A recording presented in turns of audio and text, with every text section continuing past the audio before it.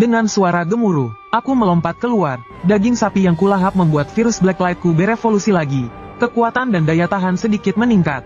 Tidak hanya staminaku pulih, tapi aku juga naik level. Melihat monster itu masih mencari daging sapi di reruntuhan, aku memanfaatkan kesempatan itu untuk melepaskan cakar tulang dari belakang, dan mencakar kepalanya hingga jatuh. Secepat kilat, monster itu kesakitan, dan mencoba menangkapku dengan kedua tangannya. Melihat itu, aku tersenyum. Datanglah, aku segera melepaskan tentakel Blacklight dan menjerat tubuhnya, lalu mulai berevolusi dan melahapnya. Melihat ini, Komandan Zhao yakin aku bukan manusia, dan ingin memanfaatkan kesempatan ini untuk menghabisi kedua monster itu. Saat ia meminta izin untuk meluncurkan rudal dan hendak melaporkan koordinatnya, Song Ziqiong tiba-tiba menyela. Komandan Zhao, tenanglah, jangan gegabah. Dia sudah membantu kita, kalau tidak, kita semua akan celaka. Tak lama kemudian, aku berhasil melahap monster itu sepenuhnya. Namun, tentara sudah mengepungku dan bersiaga penuh. Kami berdua sudah sepakat, selama aku tidak menyerang manusia, Komandan Zhao tidak akan memerintahkan untuk menembak. Saat itu, sistem memberitahuku bahwa aku mendapatkan 500 poin virus. Dan membuka kemampuan baru, injeksi virus. Kemampuanku meningkat drastis. Semua kemampuan virus Blacklight meningkat pesat. Aku juga mendapatkan bentuk kekuatan baru. Rasanya ingin segera mencoba kekuatan ini pada zombie. Panen terbesar hari ini adalah inti Meat Mountain ini. Material langka ini bisa digunakan untuk membuat peralatan. Bisa juga digunakan untuk membangun tembok daging dan darah yang terus tumbuh. Saat aku berpikir untuk memberinya makan, agar tumbuh menjadi Meat Mountain lain, Song Ziqiong berjalan mendekatiku dari belakang. Dia memperkenalkanku pada Luli, wanita cantik yang baru saja kuselamatkan. Sebagai reporter Wang Hong terkenal di Jiangcheng, tentu saja aku mengenalnya. Jika aku tidak salah, kamu yang merekamku diam-diam di rumah sakit, kan? Ya, itu aku. Terima kasih telah menyelamatkanku 2 kali. Saat aku meminta Luli menyimpan rekaman pertarunganku dengan Meat Mountain, Komandan Zhao menatapku dengan serius. Komandan Huang ingin kamu menjelaskan situasinya kepada militer. Setelah mendengar itu, wajahku langsung muram. Karena Huang Xingqiu, bajingan itu, di kehidupan sebelumnya, dia memanfaatkan para Awaken yang lemah, memperlakukan mereka seperti binatang, memarahi dan menghina mereka. Sayangnya, aku adalah salah satunya. Setiap hari bertarung mati-matian tapi bahkan tidak bisa makan kenyang. Yang lebih lucunya lagi, siapapun yang mencoba pergi akan dituduh berkhianat. Memaksaku untuk akhirnya meninggalkan Jiangcheng. Jadi aku bertanya pada Song Ziqiong, Bos Song, apa aku harus melapor kepada mereka? Dia bilang tentu saja tidak. Dia akan mengurusnya. Tanpa diduga, Komandan Zhao mencoba memanipulasi kami. Mengatakan bahwa ini adalah kewajiban setiap warga negara Longguo. Kewajiban apanya? Jangan basa-basi denganku. Suruh Huang Xingqiu sendiri yang menemuiku. Perlu diingat, posisi Song Ziqiong di Jiangcheng bukanlah sesuatu yang bisa diremehkan oleh komandan kecil sepertinya. Komandan Zhao tidak tahu harus berbuat apa. Saat itu, bawahannya melaporkan, ada orang yang dikarantina membuat keributan. Aku langsung bertanya apakah ada orang bernama Liu Feng. Bawahannya bilang dialah yang paling ribut. 30 detik kemudian, Liu Feng dibawa masuk. Si bodoh ini mengira ayahnya, wakil direktur rumah sakit, telah menggunakan koneksinya. Aku berjalan ke arahnya dan menepuk pundaknya. Sebenarnya menyuntikkan virus zombie ke tubuhnya. Aku yang memintamu dibawa kemari. Tadi malam Susin bilang di ranjang ingin kau mati. Bagaimana mungkin dia masih hidup? Aku cepat mundur, dan memberitahu semua orang bahwa Liu Feng akan segera berubah menjadi zombie. Si bodoh ini langsung menyerbuku.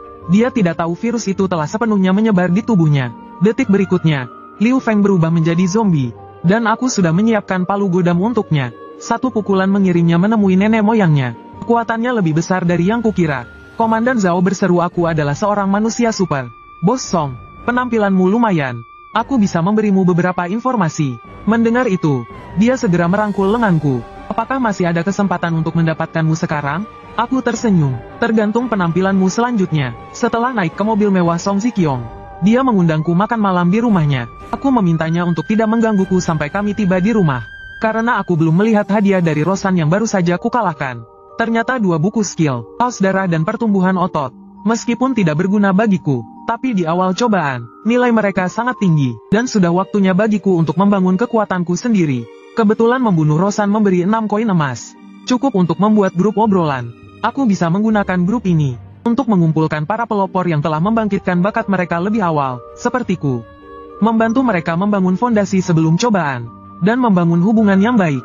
Dengan keberhasilan pembuatan grup obrolan 001, aku akan membangun kembali kota Kaisar Putih milikku, dan aku akan membuat Hernilos menjadi anjing paling hina di kakiku. Setelah tiba di villa besar Song Ziqiong, aku memberitahunya beberapa informasi penting tentang datangnya kiamat. Aku yakin ini cukup bagimu untuk menghadapinya dan mengambil keuntungan. Tapi Song Ziqiong merasa itu tidak cukup. Dengan wajah serius, dia ingin menjadi milikku. Pertama, memiliki kemampuan. Kedua, benar-benar setia. Song Ziqiong yakin kesetiaannya tidak diragukan lagi. Sedangkan untuk kemampuan, dia pasti memenuhi syarat. Lagi pula, uang, status, dan kekuasaan. Tidak ada yang bisa menandinginya di seluruh Jiangcheng. Tapi aku mengatakan padanya dengan nada mengejek. Setelah kiamat datang, semuanya akan baru. Semua yang kau miliki sekarang akan lenyap. Ratu Jiangcheng dan putri kesayangannya akan menjadi barang lelang untuk kesenangan orang lain. Song Ziqiong berkeringat dingin setelah mendengarnya. Lalu apa bedanya menjadi milikmu dengan menjadi milik orang lain? Panggung untuk menunjukkan kemampuanmu, dan tuan yang tidak akan membatasimu. Karena aku akan selalu lebih kuat darimu. Begitu selesai bicara, Song Ziqiong langsung setuju. Berlutut dengan satu kaki dan menyatakan kesetiaannya padaku. Melihat mantan Ratu Jiangcheng tunduk padaku, hatiku sangat gembira, tidak sabar untuk merasakan pesonanya. Tak lama kemudian, putri Song Ziqiong menelepon. Ternyata dia bertanya ada apa ibunya menyuruhnya pulang. Ini aku, Chen Bai. Song Ge terkejut setelah mendengarnya. Bagaimana mungkin telepon ibuku ada padamu? Aku menjawab, ibumu sedang makan. Dia tidak bisa bicara. Kita bicarakan ini nanti saat kau pulang. Song Ge mulai mengeluh karena aku tidak membalas banyak pesannya. Dia menyuruhku menunggu dengan patuh di rumah. Aku menutup telepon dengan tidak sabar. Membuatnya bersumpah dalam hati, cepat atau lambat, aku akan membuatmu takluk di kakiku. Saat itu, Song Ziqiong yang baru saja selesai makan berhenti. Dia berharap aku juga bisa melindungi putrinya. Aku tersenyum. Jika kau cukup berusaha, aku bisa menjamin dia tidak akan menjadi mayat hidup setelah kiamat. Song Ziqiong tampak puas mendengarnya. Terima kasih, Tuan. Tak lama kemudian, kami tiba di sebuah gudang rahasia di pinggiran kota. Song Ge, yang berada di dalam mobil, tampak kesal setelah mendengar perkataan ibunya. Dia yakin ibunya telah ditipu olehku. Bagaimana mungkin dia percaya hal yang tidak masuk akal seperti itu? Song Ziqiong sudah menduga putrinya akan berpikir seperti itu.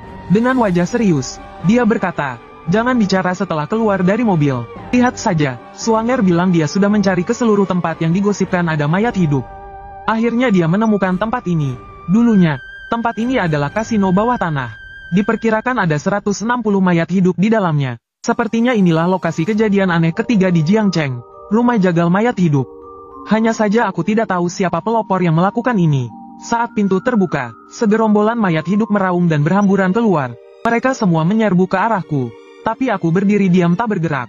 Saat mayat hidup sudah sangat dekat denganku, aku menghabisinya dengan sekali tendang. Susin merekam video pertarungan yang menegangkan itu untukku. Tapi Song Ge menutup mulutnya dengan tangan, merasa mual. Tak lama kemudian, semua mayat hidup telah dibersihkan olehku. Aku juga menyerap virus dari tubuh mereka. Mendapatkan gelar, sistem memberitahu bahwa 300 mayat hidup telah dibunuh. Mendapatkan gelar pemburu mayat hidup. Semua atribut dan damage terhadap mayat hidup meningkat 5%. Dan aku telah mengumpulkan 500 sampel virus mayat hidup. Bisa menggunakan poin virus untuk menukar formula serum. Ini barang bagus. Bahkan mereka yang telah membangkitkan bakat pun akan terganggu oleh virus mayat hidup. Dengan serum, kita bisa kebal sepenuhnya terhadap virus mayat hidup. Lalu aku menyuruh semua orang masuk. Aku ingin melatih kemampuan mereka dalam membunuh mayat hidup. Membunuh mayat hidup dengan senjata dingin akan sangat mengurangi kemungkinan berubah menjadi monster saat cobaan datang. Jika bisa membunuh mayat hidup dengan tangan kosong tanpa terluka, maka pasti tidak akan berubah menjadi monster. Lalu aku membawa seekor mayat hidup. Siapa yang mau duluan? Tak disangka, Suanger, bawahan Song Ziqiong, yang menawarkan diri. Saat aku melepaskannya, mayat hidup itu menerjangnya. Detik berikutnya, Suanger menggunakan bantingan, membantingnya keras ke tanah. Mayat hidup itu dengan mudah terbunuh.